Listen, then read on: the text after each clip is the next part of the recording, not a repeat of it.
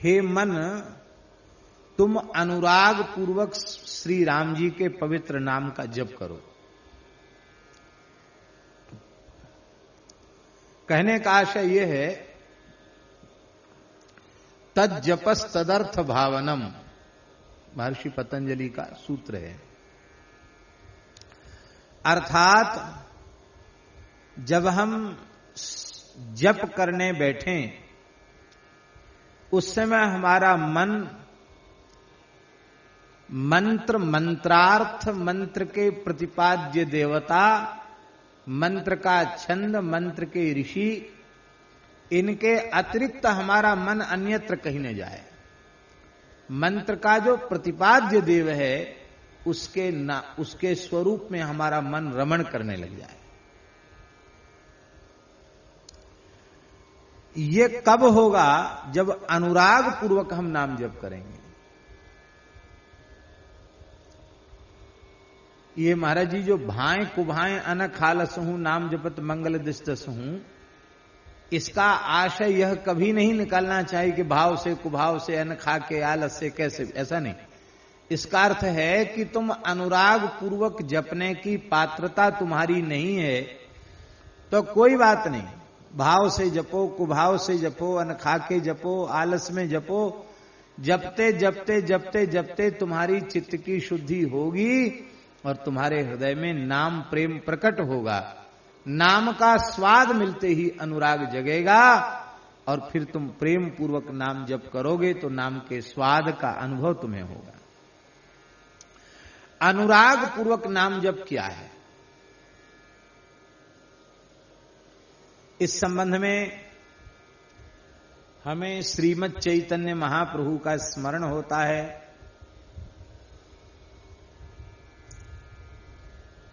नयनम गलदश्रुधारया वदनम गदगद रुद्धया गिरा पुलकैर्निचितं बपुः कदा तव नाम ग्रहणे भविष्यति। ये है अनुराग पूर्वक नाम का जप। तब नामक ग्रहणे कदा भविष्यति। हे भगवान, आपके नामोच्चारण करने के क्षण में हमारी ऐसी अवस्था कब हो जाएगी? कैसी अवस्था? बोले नयनम गलदश्रुधारया, आपका नाम लेते ही हमारे नेत्रों से अविरल प्रेमाश्रु प्रवाह चल पड़ेगा, हमारा हृदय भराएगा, हमारा कंठ भराएगा, कंठ गदगद हो जाएगा, हृदय प्रेम से द्रवित हो जाएगा, भराएगा। पुलकैर निचितम बपुः, हमारे सारे शरीर में प्रेम के प्रेमाधिक्य के कारण रोमांच होने लग जाएगा। ऐसा यदि नाम स्मरण काल में होने लग जाए तो समझ लेना चाहिए कि अनुराग पूर्वक नाम का स्मरण बन रहा है।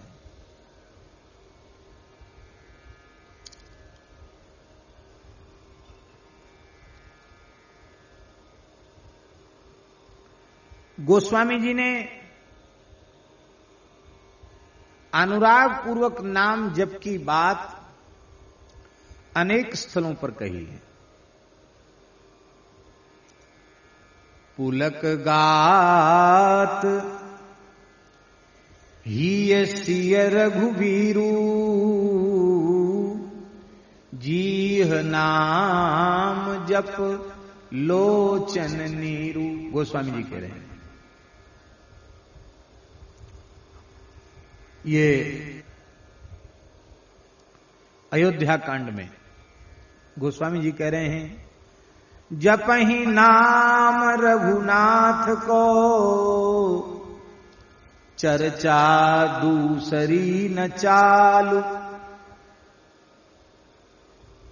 और भी कहते हैं, सजल नयन गदगद गिरा गहवर मन पुलक शरीर गावत गुण गन राम के केहि की मिटी न पीर। दुआवली में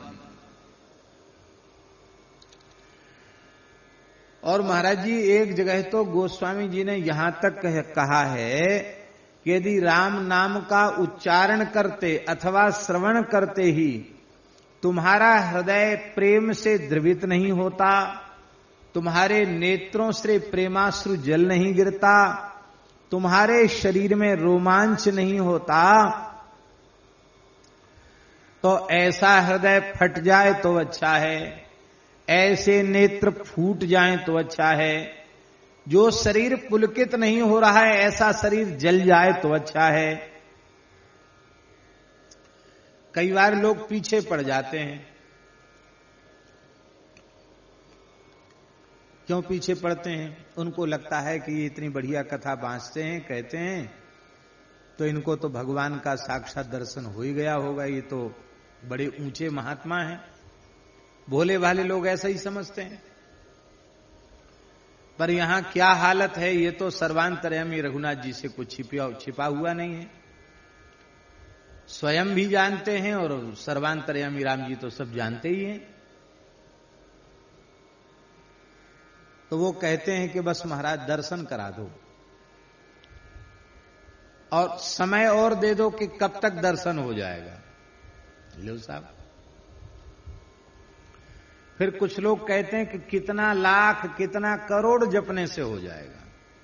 मानो वो लाख करोड़ की कीमत देकर खरीद लेंगे। सबसे पहले यह विचार करो कि नाम श्रवण करने में, नाम जपने में क्या ऐसी अवस्था होती है? ये अनुभव की बात पहले ये विचार करो। नाम सुनते ही नेत्र से प्रेमाश्रु धार बहने लगे, शरीर रोमांचित हो जाए, हृदय भरावे, कंठ भरावे, शरीर संसार की सुध-बुध भूल जाए, ऐसी प्रेम विह्वल अवस्था प्राप्त हो जाए। यदि ऐसा होने लग गया हो तो समझ लेना चाहिए कि अब भजन शुरू हुआ है, अब भजन का आरंभ हुआ है। शुभ लक्षण है। अब दर्शन हो जाएगा, क्योंकि मिलहि न रघुपति बिनु अनुरागा, किए कोटि जप जोग विरागा। अनुरागा, इसलिए राम राम जपू जिय सदा सानु राग रे, सदा सानु राग रे। अनुराग पूर्वक जपो। इसलिए पहले यह प्रार्थना करो कि हे नाथ, हे मेरे नाथ, आप अपने परम पावन दिव्याति दिव्य प्रेम को प्रदान कर हमें कृतार्थ करो। पहले ये तो कहो।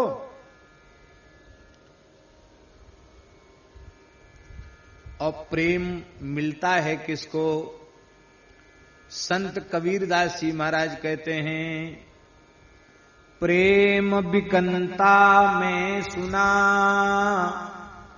माथा साटे हाथ। कबीर जी की साखी है महाराज जी।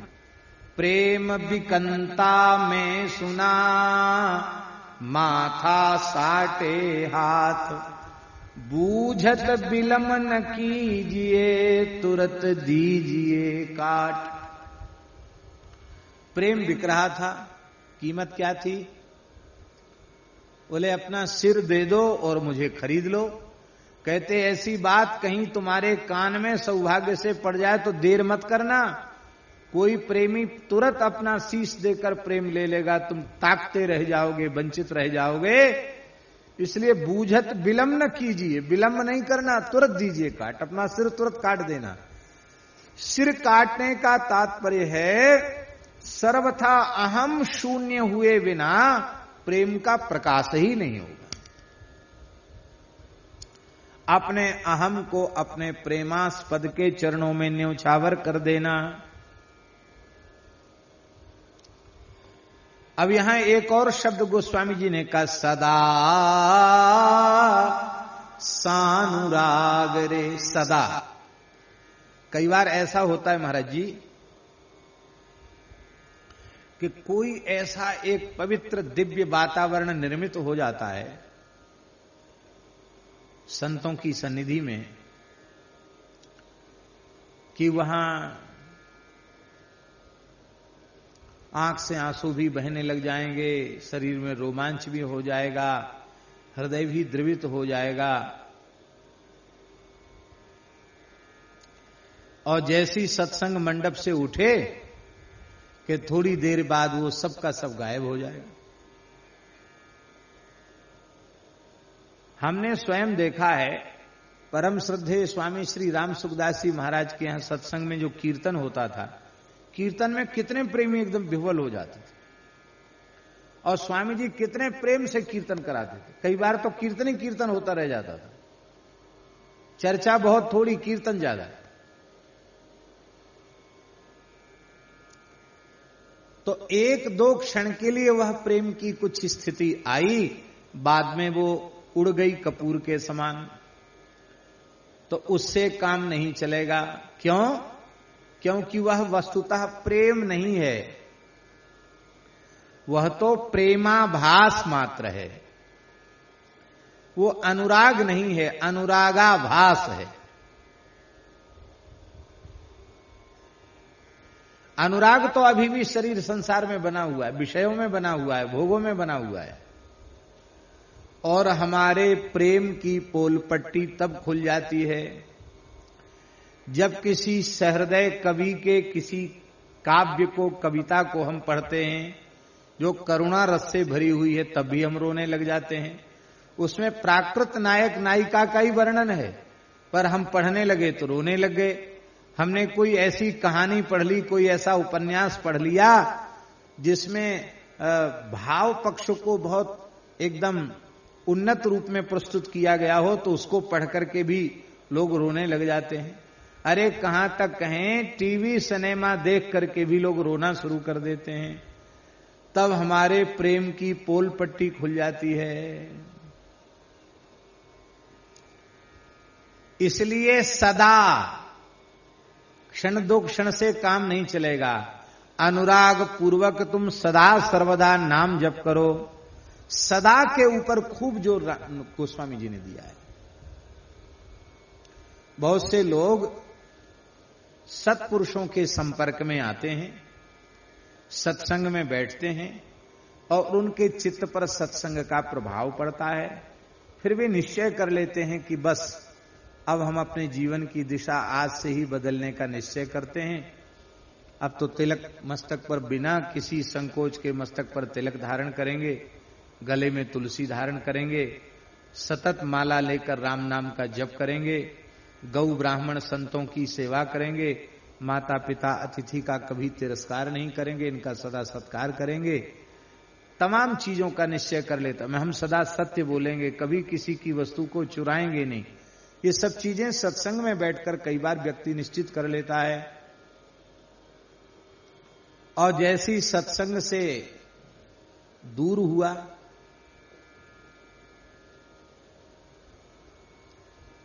अब यहां इतना ऊंचा अचला पहन रहे हो और ऐसे खाली बनियान में, खाली एक चद्दर ओढ़ के रह रहे हो, घर जाओगे तो ऐसे तो नहीं रहोगे।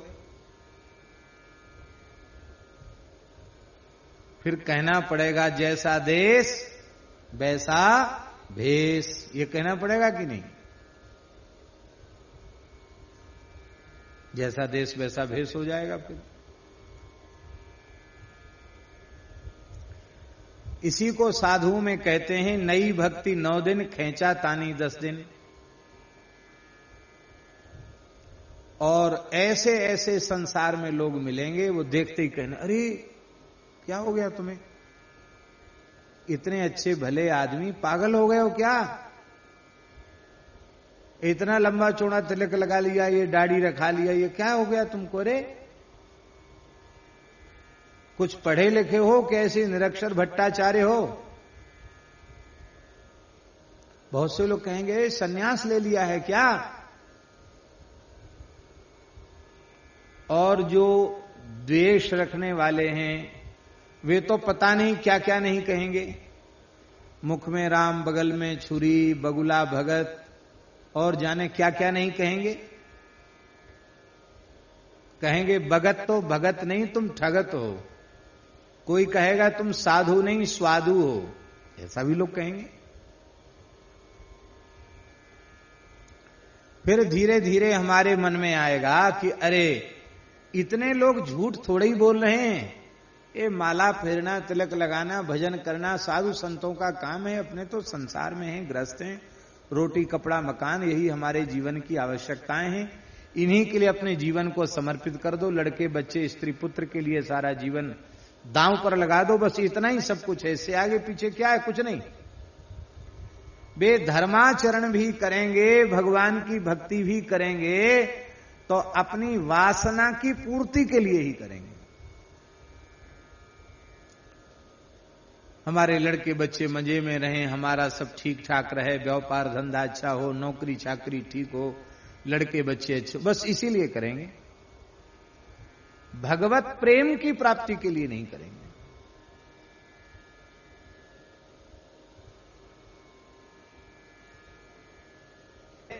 कि झूठी बात भी कई बार और कई प्रकार से कई लोगों के द्वारा जब कही जाती है तो बुद्धिमान व्यक्ति के चित्त में भी भ्रम उत्पन्न हो जाता है।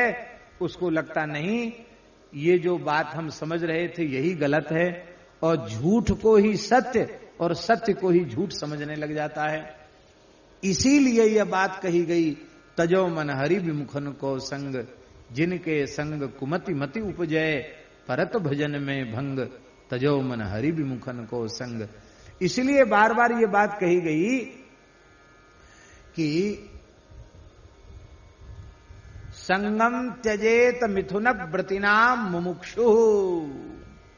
संसार चक्र से छूटने की इच्छा जिस व्यक्ति को होवे वो मिथुन धर्मी जीवों का संपर्क त्याग दे।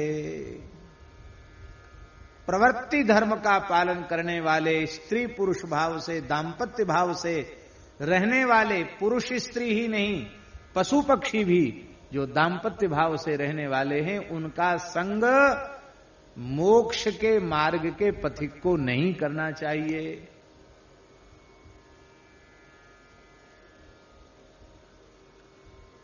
क्योंकि कुसंग के, वासना के मलिन संस्कार अनेकों जन्मों से चित्त पर पड़े हुए हैं, और सत्संग के संस्कार अभी किसी सत्पुरुष की कृपा से उनकी वाणी के माध्यम से पड़ रहे हैं, तो उनको मिटने में देर नहीं लगेगी, और उन पुराने दूषित संस्कारों को पुनः उद्बुद्ध होने में भी देर नहीं लगेगी। इसलिए दीर्घ काल तक महापुरुषों का संग करने की बात कही गई है। और ये कब होगा? जब सदा सर्वदा नई भक्ति 9 दिन खेचा तानी 10 दिन नहीं, कि पहले 300-300 माला, 500-500 माला, फिर 5 माला भी जय सिया राम, ऐसे नहीं होगा। हमारा भजन, हमारा साधन बढ़ना चाहिए। दुनिया के किसी कोने में जाओगे, यदि तुम स्वयं सावधान नहीं हो तो कहीं भी कुसंग का अभाव नहीं है। सब जगह कुसंग मिलेगा, तीर्थ में, धाम में, मठ मंदिरों में, आश्रमों में भी कुसंग मिलेगा। अब हम सत्संग कैसे प्राप्त करें, ये अपने स्वयं की सावधानी और स्वयं के विवेक के ऊपर है।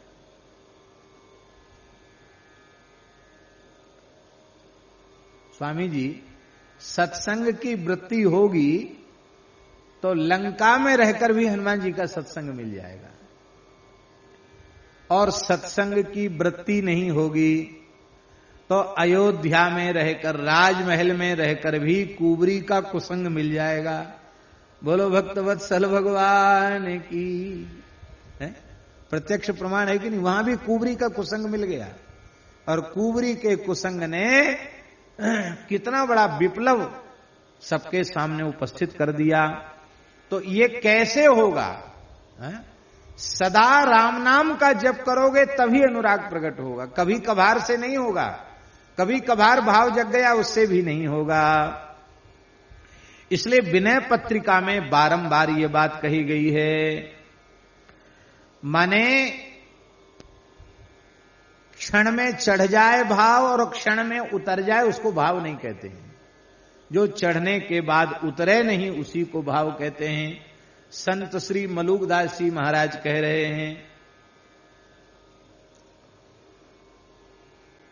प्रेम पियाला पीवते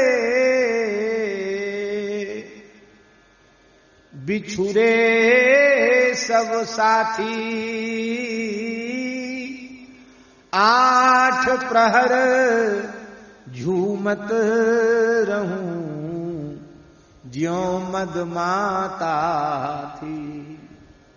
8 प्रहर झूमत रहूं ज्यों मदमाता थी। और भैया ये प्रेम का प्याला किसी दुकान पर नहीं मिलता, किसी हाट बाजार में नहीं मिलता। ये प्रेम का प्याला, ये प्रेम का प्याला क्या है? ये कथा कीर्तन ही प्रेम का प्याला है, जिसे पिलाने वाले संत सद्गुरु हैं। और यह जब जीव प्रेम से पी लेता है तो फिर सब कुछ भूल जाता है। इसलिए सदा सानुराग रे, आप सुन चुके हैं, सदा राम जप मूढ़ मन बार बारम। सदा शब्द, कई जगह सदा शब्द का प्रयोग किया है।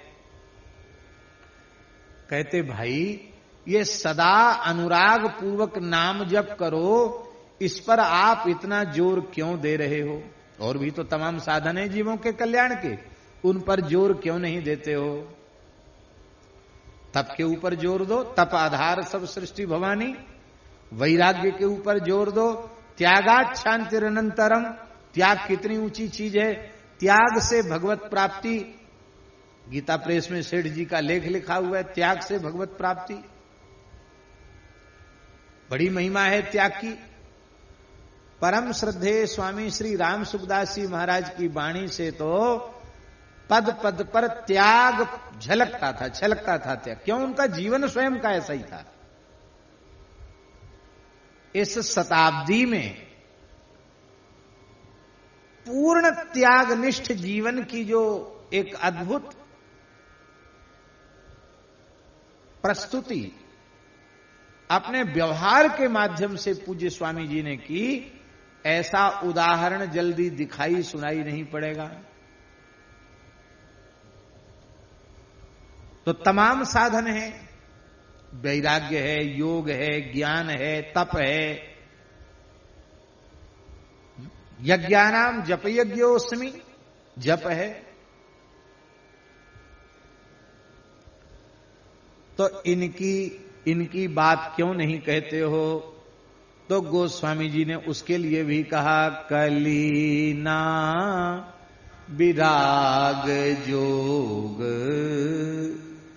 कलीना विराग जोग, जप तप त्याग रे, कलीना विराग जोग, जप तप त्याग रे, राम राम राम राम राम जपू जिय सदा सानुराग दे, राम राम जपू जिय सदा सानुराग रे।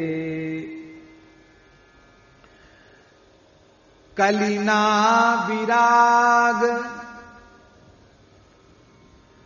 देखो इसका अर्थ ये नहीं है कि वैराग्य योग तप त्याग इनका त्याग कर देना चाहिए। इसका अर्थ ये न लगा लेना, राम नाम से विमुख होकर केवल इन्हीं का आश्रय लेकर तुम अपना कल्याण करना चाहोगे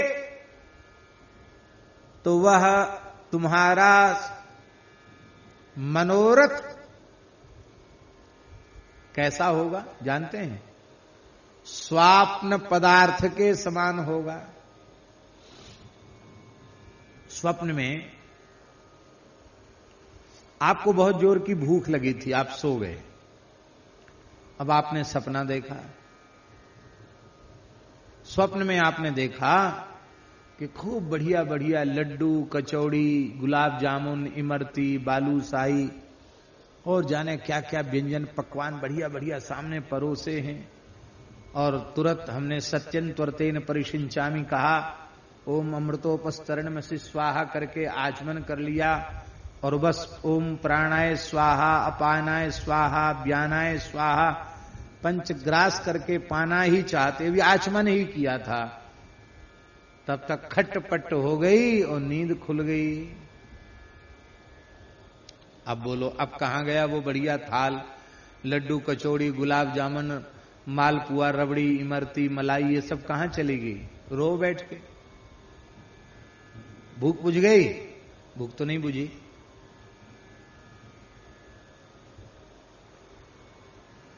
जैसे स्वप्न के पदार्थ तुम्हारे जागृत अवस्था में किसी काम आने वाले नहीं हैं, इसी प्रकार से राम नाम से शून्य वैराग्य, योग, यज्ञ, जप, तप आदि साधन तुम्हारे किसी काम में आने वाले नहीं हैं।